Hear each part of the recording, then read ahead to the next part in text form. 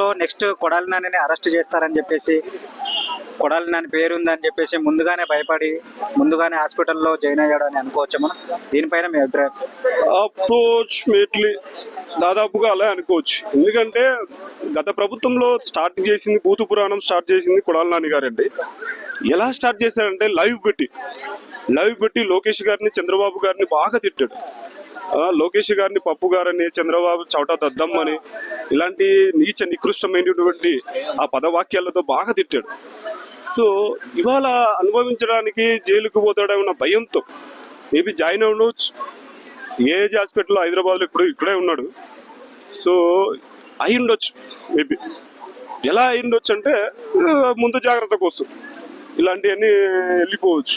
కానీ చేసిన పాపాలు, నోటి నుంచి వచ్చినటువంటి ఆ పదాలు, ఆ వాక్యాలు ఏవైతే ఉన్నాయో వాటికి న్యాయం జరగాలి. అంటే అతనికి ఏం జరగాలంటే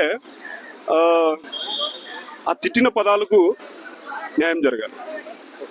ఇప్పుడు నిజంగానే హార్ట్ స్ట్రోక్ వస్తే కూటమి ప్రభుత్వం జాలిపడి వదిలేస్తుందంటావా కొడాలి నానిని? జాలి పడడమా?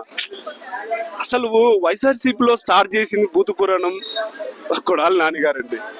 అసలు జాలి పడడం ఎక్కడ ఉందని అక్కడ ఫస్ట్ ఒక్కొక్క ఒడ్డు ఎంత దారుణంగా తిట్టాడంటే లైవ్ పెట్టి టీవీ నైన్లో చౌట దద్దమ్మ, ఎర్రి ఎంగలప్ప, తర్వాత లోకేష్ గారిని పప్పు దద్దమ్మ, గిద్దమ్మ, గుప్ప, తొక్క, తోటకూర, అబ్బా బాబోయ్. ఆ లైవ్ చూసి చిన్నపిల్లలు సైతం నేర్చుకున్నారండి బూతులు అంటే ఏంటో. అలాంటి కొడాలి నానిని ఎందుకండి వదులుతారు చెప్పండి? అసలు జాలి దయ ఎక్కడ ఉంటుందండి? 24 గంటలు గుట్కా వేసుకుని ఉంటారు సార్ గారు. ఆ సార్ గారికి జాలి దయ చూపించొద్దండి. ఇంకోటి ఏంటంటే వైఎస్ఆర్సీపీ నుంచి స్టార్టింగ్ ఫస్ట్ తీసేయాల్సింది కొడాలి నాని. కానీ ఆయన ఎందుకు ఉంచుకున్నాడో జగన్మోహన్ రెడ్డి గారు మనకైతే తెలియదు. దయచేసి ఇలాంటి వాళ్ళు చాలా మంది ఉన్నారు వైఎస్ఆర్సీపీలో. ఇలాంటి ఎంతమంది ఉన్నారంటే ఊరికే ఒక నామకే వాస్తు చెప్తాను. ఇలాంటి వాళ్ళు ఎంతమంది ఉన్నారండి?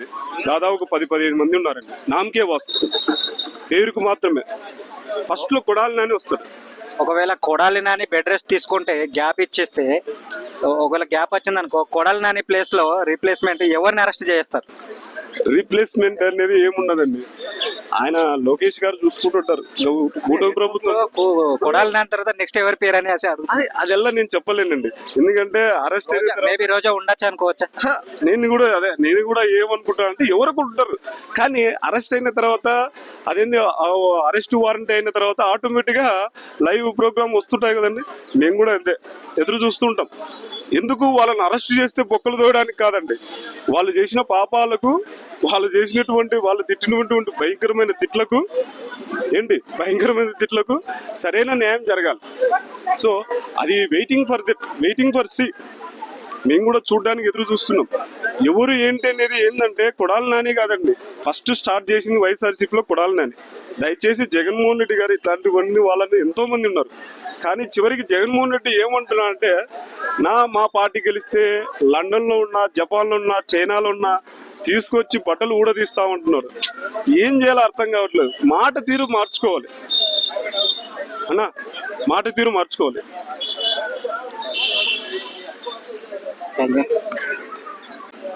Hi madam.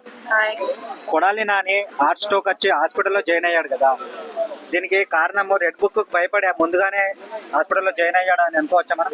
ఒకటి, జైలుకి వెళ్తే సింపతి పుడుతుంది ప్రజల్లో, మళ్ళీ నెక్స్ట్ ఎలక్షన్ లో గెలవడానికి. 2, హాస్పిటల్కి వెళ్తే సింపతి పుడుతుంది ప్రజల్లో. వీళ్ళు అరెస్ట్ చేస్తారనే భయానికే ఆయనకి హార్ట్ అటాక్ వచ్చింది. హార్ట్ అటాక్ హాస్పిటల్లో జాయిన్ అయ్యాడనే సింపతితోటి ప్రజలు ఓట్లు వేస్తారని. ఈ ఓట్లు ఏమో కానీ ప్రస్తుతానికి ఇతను మాత్రం ఫేక్. ఆ తర్వాత బెడ్ రెస్ట్ తీసుకున్న తర్వాత, ఒకవేళ తర్వాత మళ్ళీ కోలుకున్న తర్వాత అరెస్ట్ చేసే అవకాశం ఖచ్చితంగా 3 నెలలకైనా ఆయనకి లోపలికి వెళ్ళాల్సిన రాత ఉంది. ఇప్పుడు ముందుగానే ఒక్కొక్కళ్ళు వెళ్ళి వస్తున్నారు కనుక, వల్లభనేని వంశీ గారేంటి, మన పోసాని కృష్ణమురళి గారేంటి, వీళ్ళు వెళ్ళి వస్తున్నారు కనుక, ఈయన వైఎస్ఆర్సీపీలో ఉండగా బాగా నోటి దుడుసుతోటి ఇష్టం వచ్చినట్టు మాట్లాడాడు కనుక, నానా బూతులన్నీ తిట్టాడు కనుక, ఈయనకి తోముడు ఎక్కువ ఉంటుందని ఇటువంటి డ్రామాలు కూడా ఆడొచ్చుగా. ఈయనను పడేసి తోముతారుగా, ఒక లెక్కలో చేపను తోమినట్టు తోముతారు. ఈ భయానికి ఆయన కొంచెం మనిషి ఈ డ్రామా కూడా ఆడొచ్చుగా. వీళ్ళందరూ పేడ్ ఆర్టిస్టులు అయ్యా, వీళ్ళందరూ రియల్ కెమెరా ముందు నటించే ఆర్టిస్టులు కాదు. ఒకప్పుడు రాజధాని కోసం రైతులు పొలాలు ఇచ్చి స్థలాలు ఇచ్చి కూర్చుంటే వాళ్ళ 3 రాజధానులు చేస్తానని జగన్ గారు ప్రకటన ఇచ్చిన వెంటనే వీళ్ళు ధర్నాలు చేస్తే వీళ్ళందరినీ పేడ్ ఆర్టిస్టులు అని మాట్లాడారు కదా. అటువంటి వాళ్ళు కాదు పేడ్ ఆర్టిస్టులు, వాళ్ళు నిజమైన రైతులే.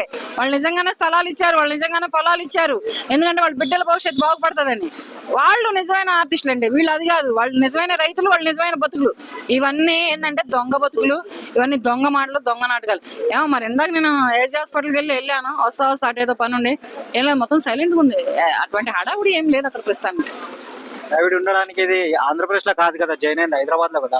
అదే మరి ఆంధ్రప్రదేశ్ లో వ్యక్తికి హైదరాబాద్ లో మరి హార్ట్ అటాక్ ఎక్కడ వచ్చిందంట, ఏసీ హాస్పిటల్కి ఎట్లా వచ్చాడంట అంటే అక్కడ హార్ట్ అటాక్ వస్తే అక్కడ నుంచి ఇక్కడ తీసుకొచ్చి ఇక్కడ చేశారంట. అక్కడ లేదంటున్నా టెక్నాలజీ.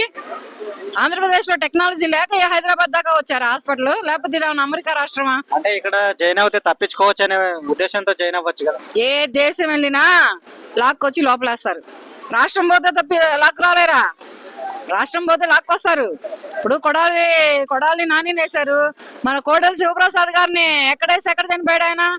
ఆంధ్రప్రదేశ్ లో అరెస్టులు చేసి ఆయన జైలు పాలు చేస్తే ఆయన కూడా వచ్చి హైదరాబాద్ లోనే చనిపోయారు.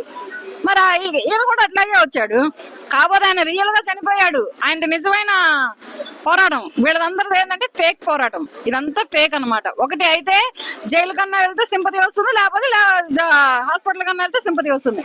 ఈ రెండింటికి మించిన సింపతి ఇంకొకటి ఏది లేదు. అయ్యో హాస్పిటల్లో పడ్డాడా అని ఒకటి ఇది వస్తుంది. అంటే గతంలో మాట్లాడిన బూతులన్నీ మర్చిపోతారా జనాలు ఒకవేళ జైలుకి వెళ్తే? మరి సింపతి వస్తారు అని అంటున్నారు కదా. ప్రజలు మర్చిపోరు, తర్వాత ఇప్పుడు ఉన్నటువంటి నాయకులు మర్చిపోరు. అలా తోముతారనే కదా అయినటువంటి డ్రామాలన్నీ ఆడేది. ఏం మాట్లాడాడయ్యా, ఎంతటి నాటకాలు మాట్లాడాడయ్యా, పచ్చి బూతులు తిట్టాడయ్యా. వీళ్ళకి అసలు రాజకీయాలు నేర్పింది ఎవరయ్యా? వీళ్ళకి రాజకీయంలో ఓనమాలు నేర్పింది ఎవరయ్యా? చంద్రబాబు నాయుడు గారు. అటువంటి చంద్రబాబు నాయుడు గారిని తిట్టి, వాళ్ళ భార్య పిల్లల్ని తిట్టి, లోకేష్ గారిని తిట్టి, వాళ్ళ భార్య పిల్లల్ని తిట్టి, ఈ పవన్ కళ్యాణ్ గారిని తిట్టి, వీళ్ళకి ఈ తిట్టే పని తప్పితే ఇంకేం పని లేదా వీళ్ళకి?